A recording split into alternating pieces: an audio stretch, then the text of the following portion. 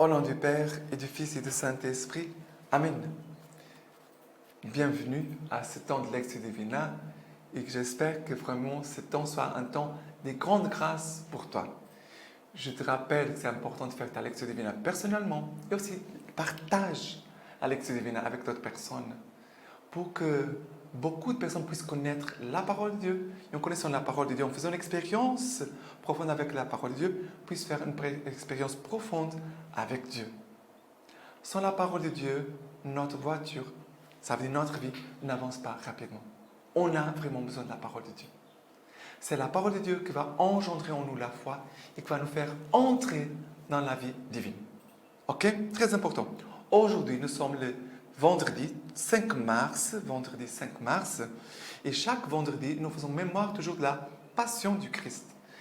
Bien sûr, nous sommes en temps de carême, on médite tous les jours la passion du Christ, mais d'une façon spéciale, aujourd'hui, le vendredi.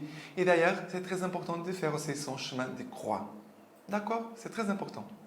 Et la première lecture d'aujourd'hui, c'est du livre de la Genèse, chapitre 37. Israël aimait son frère plus que tous ses autres enfants, car il était le fils de sa vieillesse. Il lui fit faire une tunique ornée.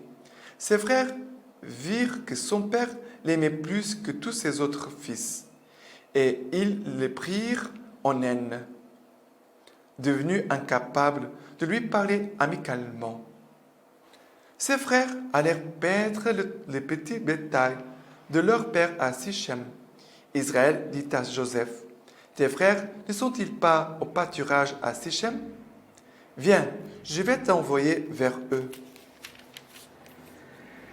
Joseph partit en quête de ses frères et il les trouva à Dothan. Ils l'aperçurent de loin et avant qu'ils n'arrivent près d'eux, ils complotèrent de les faire mourir. Ils se dirent entre eux, « Voilà l'homme au songe qui arrive. Maintenant, venez, tuons-le et jetons-le dans n'importe quelle citerne. Nous dirons qu'une bête féroce l'a dévoré. Nous allons voir ce qu'il adviendra de ces songes. » Mais Ruben entendit et le sauva de leurs mains et dit, « N'attendons pas à sa vie. » Ruben leur dit, « Ne répandez pas le sang, jetez-le dans cette citerne du désert, mais ne portez pas la main sur lui. » C'était pour le sauver de leurs mains et le ramener à son père. Donc, lorsque Joseph arriva près de ses frères, ils le dépouillèrent de sa tunique, la tunique ornée qu'il portait. Ils se saisirent de lui et le jetèrent dans la citerne. C'était une citerne vide, où il n'y avait pas d'eau. Puis, ils s'assièrent pour manger. Comme ils levaient les yeux, voici qu'ils aperçurent une caravane d'Ismaélites qui venait de Galade. Leurs chameaux étaient chargés de gomme adragante, de baume et de ladanum, qu'ils allaient livrer en Égypte.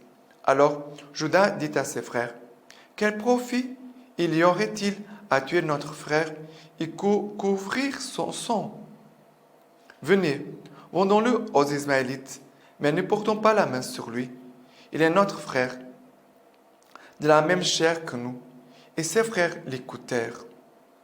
Or, des gens passèrent, des marchands madianites, et ils retirèrent Joseph de la citerne.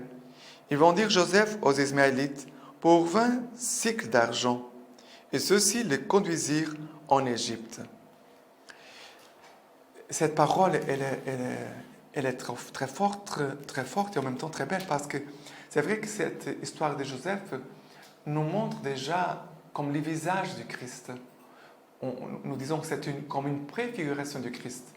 Jésus qui est venu chez nous, vers ses frères, les hommes qui ne l'ont pas accueilli, qui n'ont pas accepté de se convertir, de changer leur cœur, et après ils vont le trahir, ils vont le vendre, comme Judas va le faire, et Jésus va être livré dans les mains des Juifs, il va être mis à mort.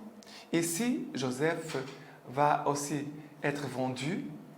Il va devenir comme esclave des Égyptiens. Voilà, il va être vendu, trahi par ses frères.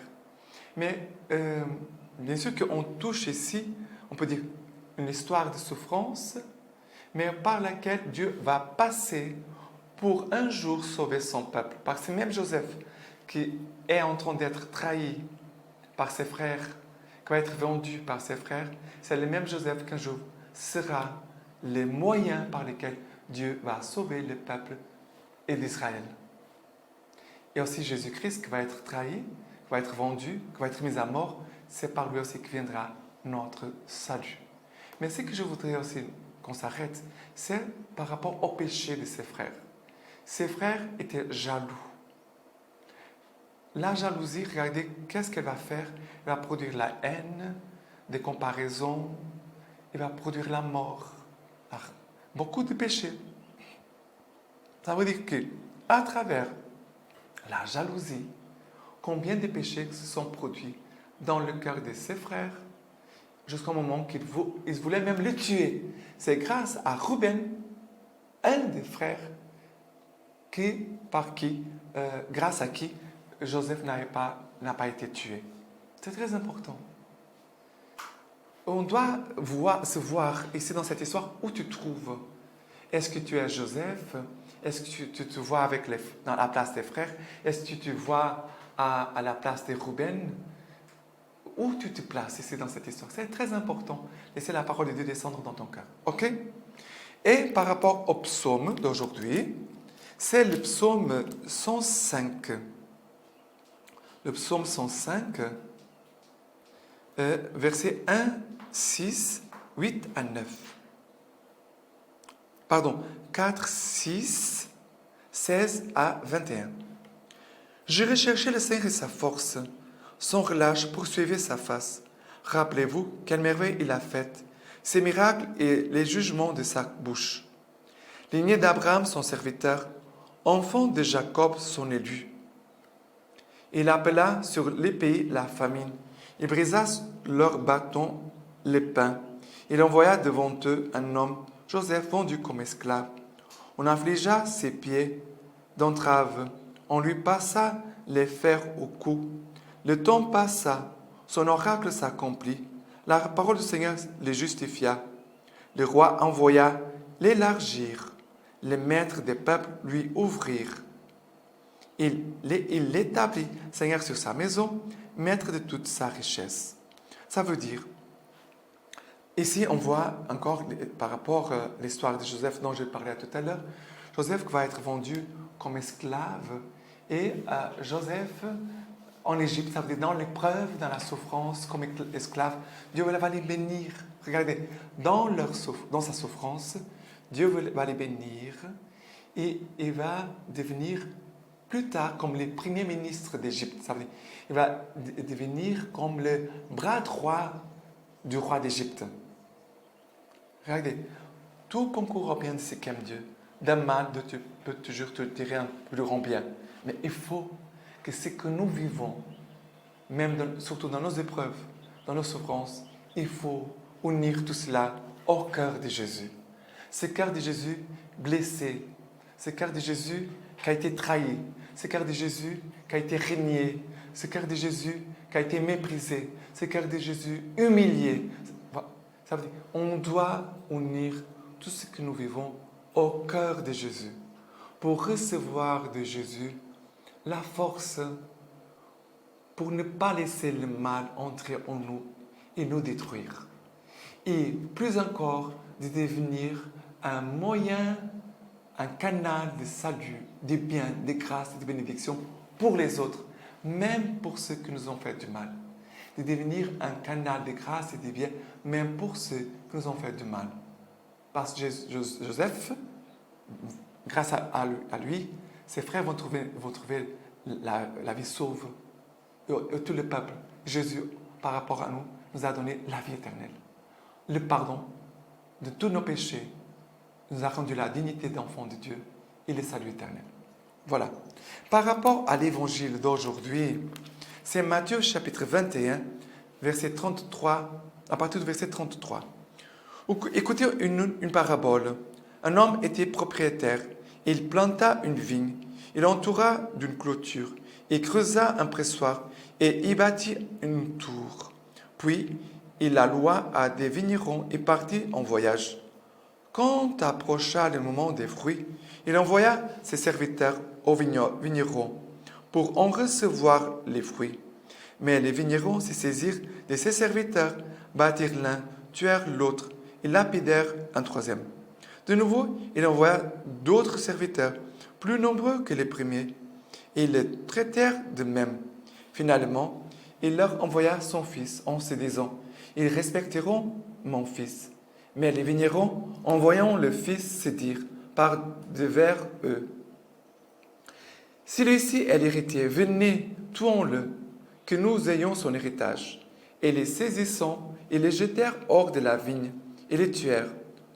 Lorsque donc viendra le maître de la vigne, que fera-t-il à ces vignerons-là?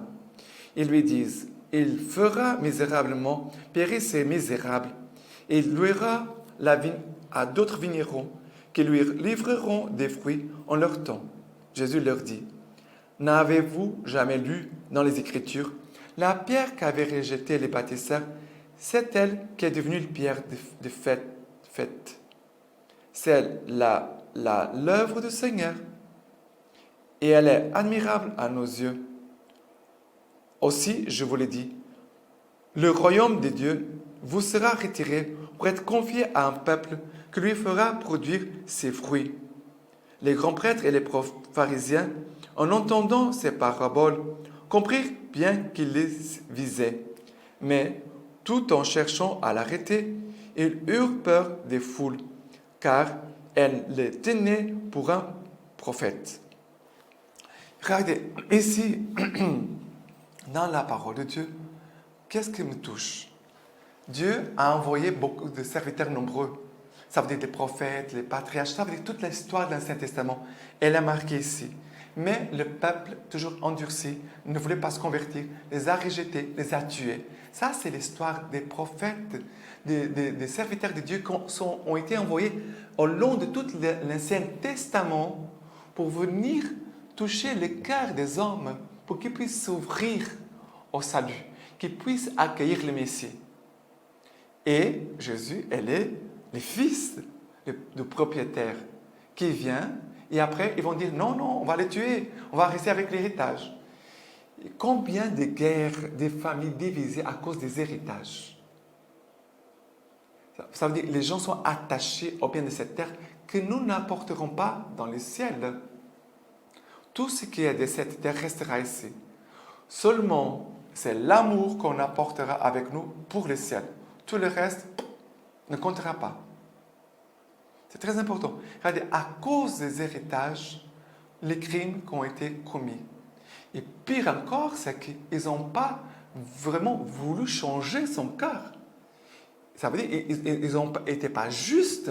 Ils pourraient dire, mais quand même c'est juste. On doit donner quelque chose des fruits de cette terre qui nous a été prêté. Mais l'avarice, le vouloir de biens, la concupiscence de biens de cette terre, des richesses. Et après, ici, on voit Dieu qui dit, on va vous enlever, le royaume vous sera retiré pour être confié à notre peuple. Et c'est vrai, regardez, qui a toute la richesse de la révélation de Dieu? Nous les chrétiens.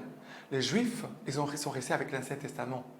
Nous avons l'Ancien Testament et le Nouveau Testament. Nous avons le Christ. Nous avons le corps et le sang du Christ. Nous avons l'Eucharistie. Nous avons la Vierge Marie. Nous avons les saints. Nous avons la vie éternelle. La résurrection de la chair. Regardez, nous avons le pardon et la miséricorde de Dieu. C'est que les Juifs ont rejeté. Et Dieu a voulu confier à notre peuple. Le peuple élu n'a pas voulu accepter.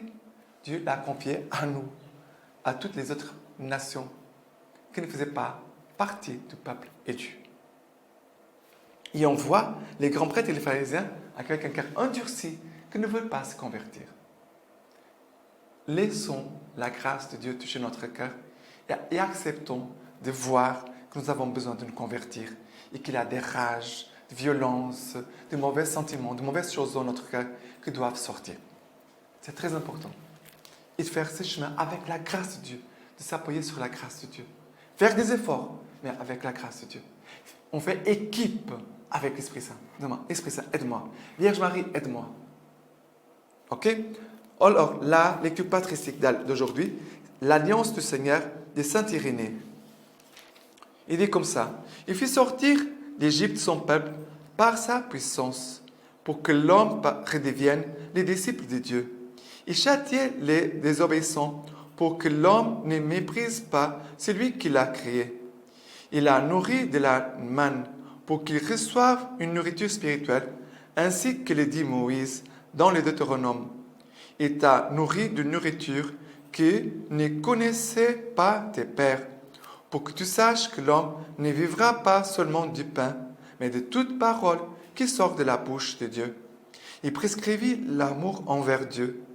Il introduisit la justice envers les prochains, pour que l'homme ne fût ni injuste ni indigne de Dieu. Ainsi, par les décalogues, il préparait l'homme à son amitié et à la paix avec les prochains. Tout cela était utile à l'homme. Dieu ne sollicitait de lui rien de plus. Vraiment, cela rendait l'homme glorieux en suppléant ce qui lui manquait, l'amitié de Dieu. Mais à Dieu, cela n'emportait rien, car Dieu n'avait pas besoin de l'amour de l'homme. La gloire de Dieu manquait à l'homme, cette gloire qu'il n'avait pu recevoir d'aucune manière, si ce n'est par le service de Dieu. Et à ce sujet, Moïse dit encore: choisis la vie, afin de vivre, toi et ta postérité. Aime le Seigneur ton Dieu, écoute sa voix et attache-toi à lui, car c'est cela ta vie et la longueur de tes jours. Ces préceptes donnés dans la servitude et en signe,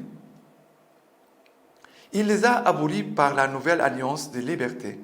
Mais les préceptes naturels qui conviennent à des hommes libres et sont communs à tous, il les a augmentés et amplifiés en donnant aux hommes, avec largesse et générosité, de connaître Dieu, le Père par l'adoption, et de l'aimer de tout cœur et de suivre sans détour son verbe. Et de suivre sans détour son verbe. Voilà, très belle. Que vraiment le Seigneur vienne te bénir, te fortifier aussi dans cette bénédiction que je te donne par les mains toutes pures de la Vierge Marie. Que Dieu Tout-Puissant te bénisse et vous bénisse, lui qui est Père, Fils et Saint-Esprit. Amen.